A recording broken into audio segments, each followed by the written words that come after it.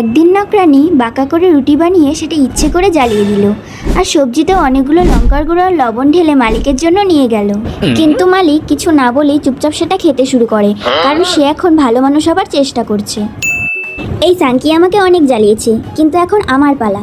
এভাবেই প্রতিদিন বিরক্ত করব, আর আমাকে কিছু বলতেও পারবে না। কিছু মাসের মধ্যে মালিক নকরানিকে বলে, আমি একজন ভালো মানুষ হতে চেয়েছিলাম, কিন্তু তুমি আমার ভালো মানুষের সুযোগ নিয়েছো।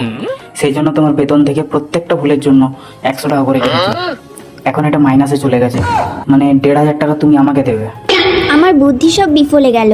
মালিককে আমি অনেক জ্বালিয়েছি, কিন্তু এখন আমি তার সেবা করব।